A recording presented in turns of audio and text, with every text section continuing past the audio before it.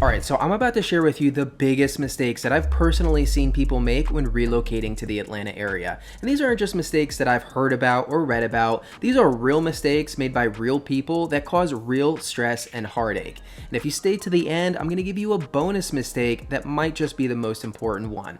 So let's get right into it. All right, so number one, right off the bat, is using the wrong lender. And this is a very innocent mistake that people make. What happens is, you've purchased a home in another state, maybe you use a lender to purchase at home, you had a great experience, it makes sense, you want to use them for your home purchase in Georgia. Or maybe you bank with a certain institution, you're loyal to them, you already got your pre-approval and you want to start looking for homes in Georgia with your lender from another state, maybe a very distant state. Well, there's a couple issues with this, okay? Number one is going to be, let's just quickly touch on the big banks, okay? And this is a very common mistake. Now, I'm not telling you it's impossible to close a home with a Bank of America or a Wells Fargo, but I promise you that will be working against you. And the big reason is responsiveness, right? We do our showings on the weekends. A lot of these deadlines are on Sunday evening, okay? It's very difficult to call up a rep at a Bank of America or Wells Fargo and get them on the phone, get you an updated pre-approval, and it's even more difficult to get them to advocate for you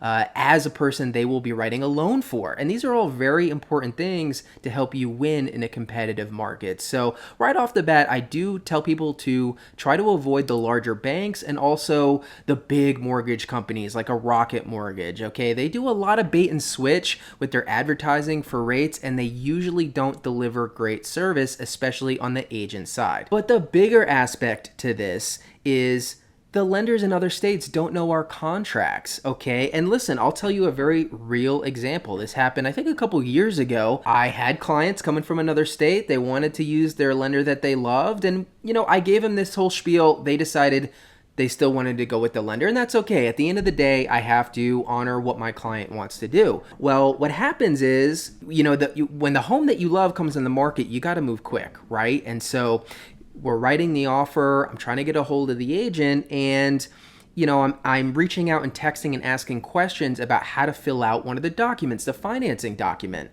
Well, the lender had never heard of these portions of the document. They didn't know what I was asking, and they didn't even know how to give me the right answers. Now, we eventually got the answers. We eventually connected and went over everything. I had to explain everything, and then they let me know what they could do. But guess what? Too much time had passed, okay? There can't be a lot of back and forth at the finish line for this, right? You've got to have all your ducks in a row so that when you need to get that offer in, you do it quickly and you have the lender advocate for you, call the listing agent. So I cannot stress enough, right? I'm not telling you which bank to use, which institution, which lender to use, but the number one thing I would tell you is plan to use a local lender. Someone who writes mortgages, right? Just like you want to use a realtor who helps a lot of people buy and sell homes. They have experience and they know how to guide you.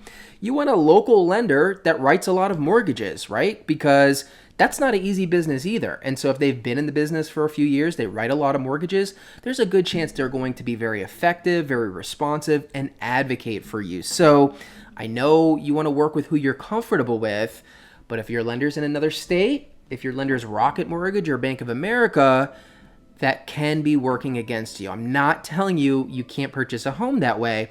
I'm just telling you, in a hot seller's market like we're in, the smallest margins matter, and that decision of using a lender in another state could ultimately work against you. Hey, real quick, before I get into the second reason, a lot of people don't even realize that this is what I do. Okay, I'm a local realtor and I specialize in helping people relocate here from other states. In fact, I'm pretty sure we have the biggest relocation team in terms of volume in all of the Atlanta area. So if you want to work with realtors who know Atlanta better than anyone, who provide a lot of value with describing the area through videos, and who have a lot of experience getting buyers under contract in a hot market, we would love to work with you. You can email us at the email below, and you can book a Zoom call with us using the link in the description below.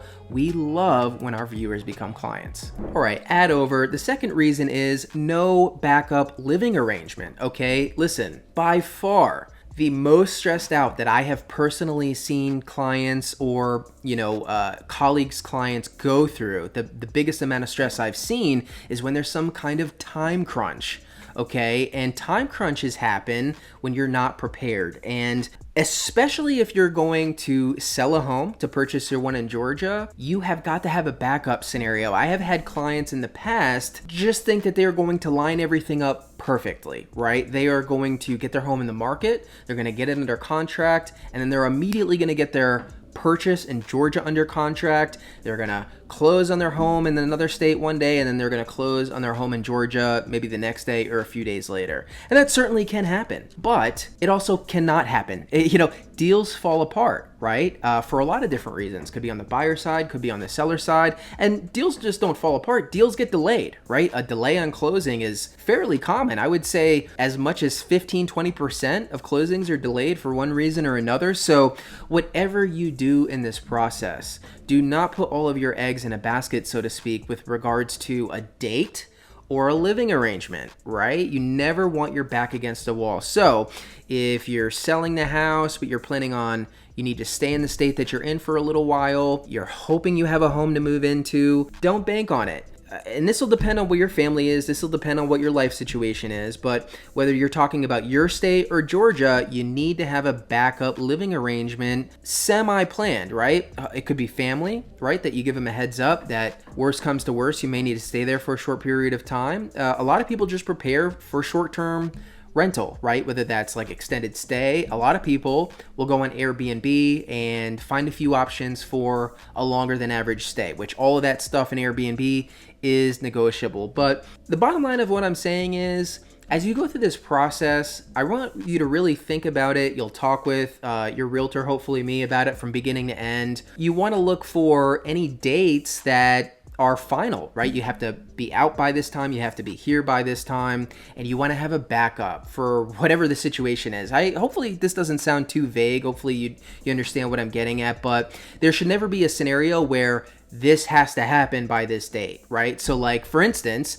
if you're local or if you're not local, if you're leasing and your lease ends at a certain point and you have to be out and you have to be in a new place by then, well, we'll do everything we can to get you a new place so that you don't have to renew your lease, but you can't bank on that, right? Real estate can be pretty unpredictable. So you need to either talk with your landlord about a month-to-month lease, or you need to be prepared to sign another year lease and just go with whatever it costs to break that lease. But I'm trying to temper your expectations. If your expectations are that everything is going to line up and you can, align it perfectly with your back against the wall, that is a recipe for some really significant stress. So don't do it. All right, number 3 is very foreign to some people, but at this point, we're very comfortable with this. But number 3 is seeing homes in person. That's right. One of the biggest mistakes you can make in relocating to Atlanta is expecting that you're going to see the home you put an offer in on before you put in the offer. And the reality is this is just not practical. Now,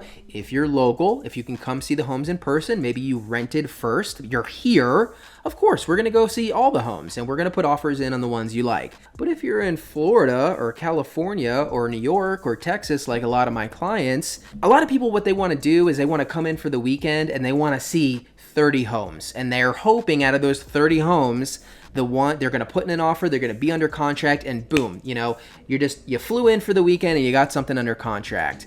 Now, again, that could happen. It has happened, but it is unlikely to happen, okay? You need to understand something. We are not in a buyer's market. The days of going out for a whole afternoon and seeing 10 to 15, 20 homes is just completely impractical at this point. I've done that before. There was a time when we had a buyer's market, which that's what we did. We're in a seller's market, okay? You cannot be effective and fast dealing with that quantity of homes, okay? Because here's what will happen. You send me 10, 15, 20 homes that you want to go see. By the time I can look up, get information for, arrange showing for, take you to the home, at the end of our day, the home that you saw at the beginning of the day that you loved could already be under contract, right? Especially if we're covering a lot of ground and driving all over the city. We may not get back till late, and by then, they may have 3 offers in already, and you're, starting at the back of the pack, so to speak. So it's not practical for a lot of different reasons, and there's no reason for it. You don't need to see the home in person before you put an offer in. Now you're saying, Mark, you're crazy. I'm not going to purchase a home I haven't seen in person. Of course you're not. You're going to come into town after you get it under contract, right? When you get a home under contract, you have a due diligence period. This is a negotiable time frame. We usually do somewhere between 7 to 10 days. This is when we get the inspection, negotiate the results. But the point here is that you can terminate for any reason during due diligence. In fact, you don't even need a reason, right? So here's how it would go. We do virtual showings, and we do maybe 1 to 3 at a time, focusing on the homes that you like the most. Only focus on the homes that you like the most and move quickly with those homes. I upload a beautiful gimbal Steadicam tour for you to Google Drive. You look at it, we do the surrounding neighborhood. We do everything that you would need to see that we see, you will see. Will also share notes about what we saw driving through the neighborhood. So bottom line, we're going to give you as much information as possible to make you feel comfortable in submitting an offer. And going back to the problem of coming into town, you could come into town and find 3 homes that you love and put in 3 offers and get rejected on all 3 because that's how hot the market is. And now you're going home and essentially you wasted your time because you should have been spending your time driving around seeing areas. Instead, you saw homes and you did not get one under contract. So it's just so much more effective on so many levels to let us do virtual showings, either FaceTime or gimbal tours, get the home under contract, plan to fly in during due diligence. Worst case scenario, you hate the home, no problem. You terminate. You get your earnest money back. No penalty. Okay. Now, depending on when the inspection lines up, that may be a sunk cost. But if you get here quick, we can show you the home before we order the inspection and do all of this within your due diligence period. So again, a lot of this stuff is logical from the client buyer's perspective. I get it, but that's practically, and this is why I'm making this video, it's just not the best approach. You should not plan to come into Atlanta for a weekend, see 30 homes, and get one under contract. It's going to be stressful, ineffective, and not the best use of your time. So don't plan to see homes in person. All right, number 4 is knowing your priorities. And this may seem incredibly obvious, but this is a long process and a lot of stuff comes up mentally for clients, for couples, for single people. It's very easy to stray away from what you originally intended. And so part of my job as a realtor is right from the beginning, understanding and writing down what are your top priorities in this process. What are the things that when the dust settles and you're sitting in your home, you want to make sure you checked that box? For a lot of people, it's the quality of the public schools, right? Their kids are the most important thing. So as long as you're in a neighborhood with 9 or 10 schools, other things are important. Of course, the house is important, the deal is important, the price you pay, the negotiate, all that stuff is important, but we're talking about order of priority. Now, priorities are different for different people. Some people prioritize the house, right? They are very flexible on the area, but they want to get the nicest house they can get out of their budget. And so at the end of the day, regardless of, what exact area they're in, they want a nice, updated, move-in ready, no maintenance house. Some people are the opposite. Some people are like, I've got to be in this area. I'm okay with a smaller house or a house that needs a little bit of work. So there's all these trade-offs, right? Unless you have like an unlimited millions and millions of budget, there's going to be some trade-offs. And what happens is I have had people, and it's funny how often this happens. And it's just a very, human thing to occur. But I have had people who have gotten a home under contract that checked all their boxes, right? Everything that they told me was most important at the beginning of the process. This home matches that. But all of a sudden, they get cold feet. They start second guessing themselves. And a really easy example of this would be, I had a couple that we were looking in the suburbs, right? We knew we wanted to be in the suburbs for schools, for safety, for a bunch of different reasons. We got a great home under contract that fit all the bills, checked all the boxes they were looking for. And during our due diligence, they were like, we're thinking about the city. We're thinking about Kirkwood. And, listen, Kirkwood's a great area. I would love to live there. City living is fantastic. I'm a city guy. That's not what you said you wanted, right? We're doing a 180. And, I'm not a psychologist. I don't know why exactly this stuff happens. I think listen, purchasing a home in a different state's a big deal. And so you start to get thoughts. You start to second guess yourself. And so this is why it's so important to have this established at the beginning so I can come back to you and say, look, when we sat down, you told me this was the most important things. Safety, schools, proximity to XYZ. This has all of those things, right? Because living in the suburbs is a totally different lifestyle experience than living in the city, right? So if you're looking at both, I mean, sure, there could be some person who truly is open to both, but that's really an ineffective way to look. You really need to drill down into what is the most important part of this process so that when you get a little nervous, you want to back out, you're not so sure, you can come back to those things and say, hey, this is everything we were looking for. Why would we not move forward with this? And I have talked people off the ledge for that before, and they've thanked me for it. And some people you can't talk off the ledge. And at the end of the day, you're making the purchase. You've got to feel comfortable. So, it's totally understandable. But at the end of the day, in that scenario, it's only your time and money that's hurt, right? You probably paid for an inspection. You're not going to recoup that money. Now you're extending your search, right? So, you have to deal with the consequences of that. I'm just here to support you, but I'm just bringing this up so that this is a pretty common thing. So as you're going through this process, I want you to just sit and take a little bit of time by yourself or with your partner. What is the most important thing to us, right? And write it down and share it with your realtor so that everyone in the party can be focused on achieving those goals. All right, and number 5 is unrealistic expectations. And again, not judging, it's human nature. We all bring our perspective from our experiences to the forefront in whatever we're doing, right? And so the way I see this most often is things like, I'll give you a very simple, generic example. People come here from Florida. Florida is one of the most common states that I help people relocate to Georgia from. Now, if you've spent any time or lived in Florida, this isn't true across the board, but a lot of new homes in Florida, right? You don't see a lot of old, classic, lots of character homes. You certainly don't see the type of homes that you see in Atlanta, not even close, right? In Atlanta, you have very commonly 100-plus-year-old homes, brick, high ceilings, wood floors, beautiful, but older, right? And so a lot of people will bring the expectations of the market they're in to the market that we're in here, okay? And of course, I'm not saying you have to buy an old, crappy home. That's not what I'm saying. I'm just saying that the homes are older generally in Metro Atlanta, more so than many markets of the people that I help people relocate here from. And so if your expectation is that you get an inspection and there's nothing on it because it's brand new, you may be disappointed. Another common way I see this issue manifest is honestly people who have not purchased a home before. They don't really realize the ongoing maintenance that's involved in home ownership, even with new construction. The reality is we're going to get you a very detailed inspection. We are going to look in every nook and cranny, and we're going to negotiate with the seller to get you the best deal possible so that you're moving into a home with good bones that's going to treat you and your family well. The reality is also that systems fail, right? HVAC, it could be an issue with plumbing, electrical. It could be something that happens after you close, or it could be something that comes up in the inspection report. But what I have found is that some people who have never purchased a home, just their expectations are a little bit too high in terms of they don't think anything should have to be done. And not only before they purchase it, like for the first few years. Like I've actually had people come back and be upset with either myself or with the inspection company and be like, well, X, Y, and Z happened. And it's like,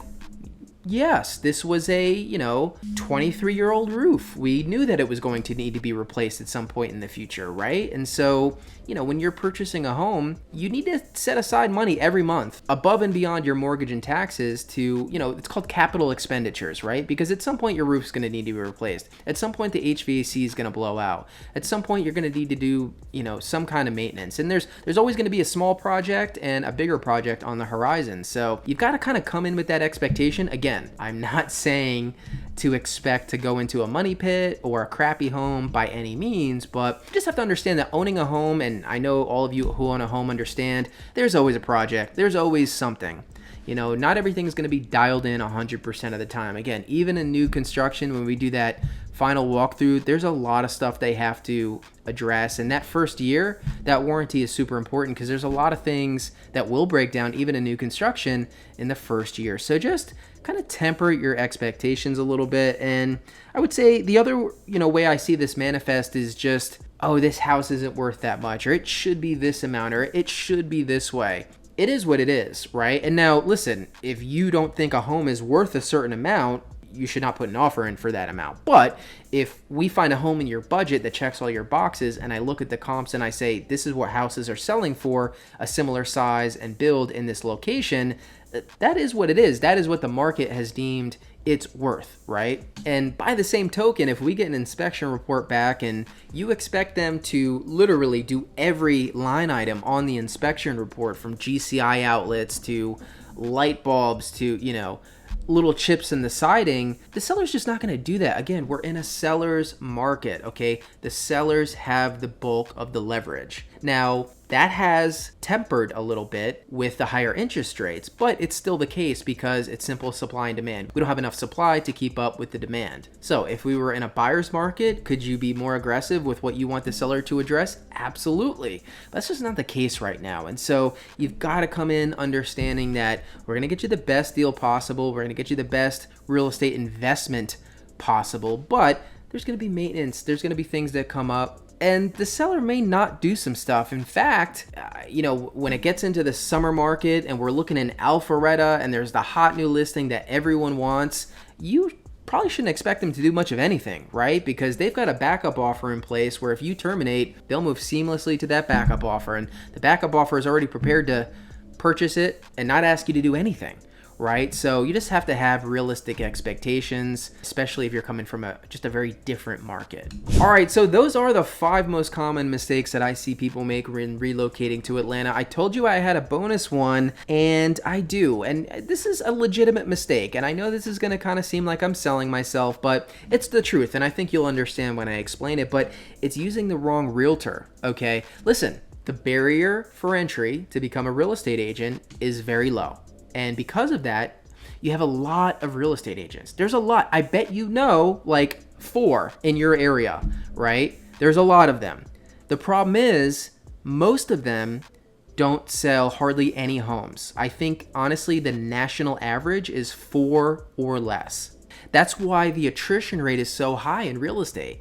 There's a lot of turnover here, okay? Because it's easy to get into and very difficult to succeed in. If you're going to be doing this process, just like anything else you'd be doing in life, anyone else you would hire, what are you looking for? Experience, right? You need to work with someone who has reps.